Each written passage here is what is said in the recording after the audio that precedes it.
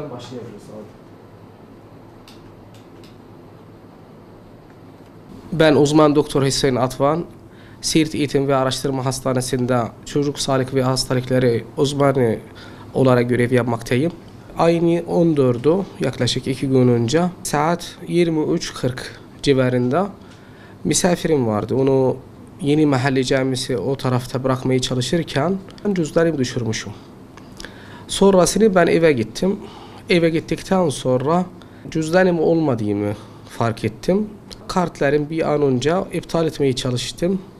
Ancak baktım ki bankamda 10 saniye arayla yaklaşık 12 adet 1000 TL şeklinde çekildiğini gördüm. Sonra baktım o arkadaşlar, o çalan arkadaşlar başka bir Siirt'e meşhur bir dönerciye gitmişler. Hem yemek yemişler, ardından sonrası paralarını olmadığını deyip nakit paraya çevirmelerini istemişler. Meşhur dönercide bir sürü de orada harcama yapıp nakit parayı da çevirmişler.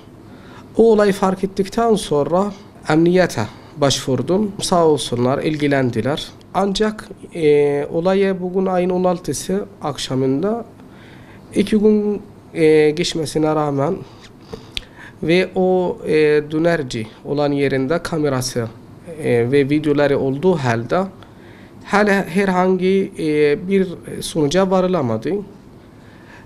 Herhangi bir yakalama vesairesi olmadı. Ben cüzdanımı, içindeki kimliklerimi, banka kartlarımı, hastane kartlarımı, ehliyetimi almak için elimden geleni yaptım. Bu kadar saat geçmesine rağmen hala hırsız bulunmaması ben anlayabilmiş değilim. Böyle bir şeyler yaşamış olmam üzüntü verici. Üzüldüm. İnşallah hiçbir kimse, hiçbir insana başına gelmez. Benim kullanmış olduğum kartı temassız özelliği vardı.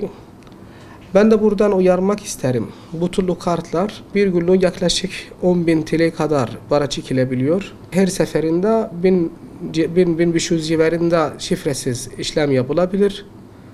Onun için herkesin dikkatini çekmesini isterim.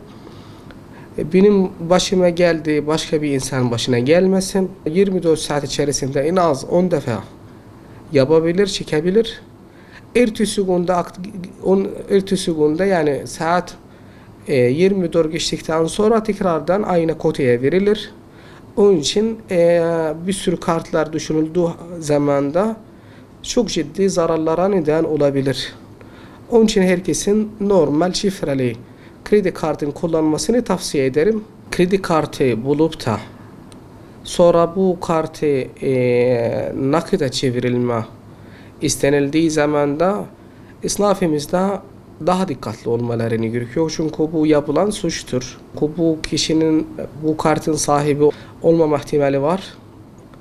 Ve sahibi değilse bu eylem amacı hırsızlık yapmaktır.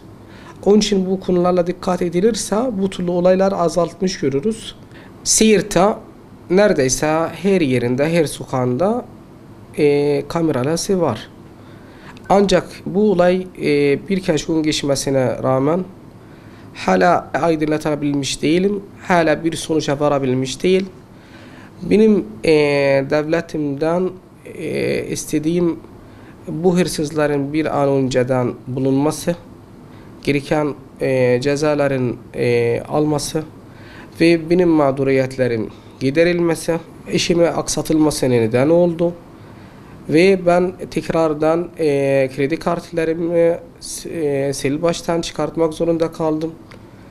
Ayrıyeten ehliyet kimliğimi, hastane kimliğimi, nüfus cüzdanımı hepsini ve diğer kartlarından tekrardan sil baştan çıkartmak zorunda kaldım. Ve bir sürü haksız yerinde paramı gasp edildi. Onun için hani emniyet teşkilatlarımızdan bir an önce bu işin çözülmesi ve açığa kavuşulması için ricada da bulunurum.